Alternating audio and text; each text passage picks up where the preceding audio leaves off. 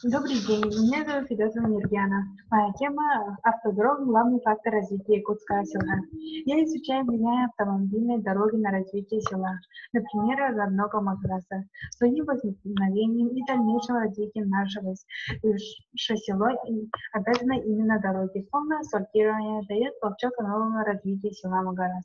В 1983 году стала возможным круглогодичная эксплуатация дороги до центра горного Улуса.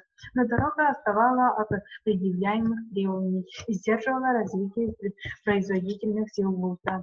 В 2019 году дорога была полностью асфальтирована.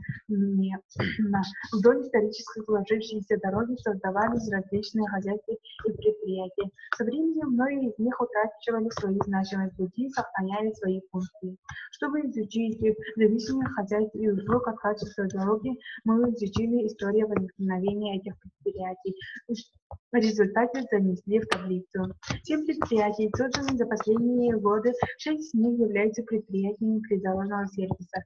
Выросла конкуренция за оказание услуг.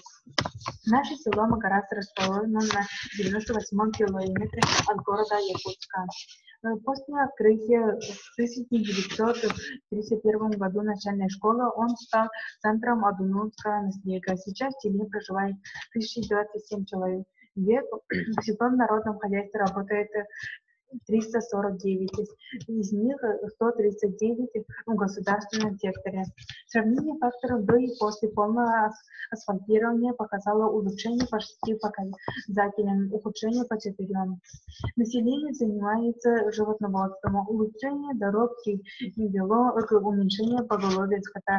За 2 года погибло более 30 голов на дороге. Относительная близость от столицы республики делает наше село перспективным для продажи сельскохозяйственной продукции. Село Магарас было заложено как зимовье по Вилюйскому тракту в конце 19 столетия. От Якутска было 7 станций. В годы войны началось передвижение колесного транспорта. В 70-е годы началось затяжное строительство дороги с твердым покрытием. С 2005 года началось сквозное движение машин. Круглый год такое. Изучение истории дороги — увлекательное занятие. Изучили литературу, собрали данные, спросили людей, выявили экономические выгоды. Спасибо за внимание.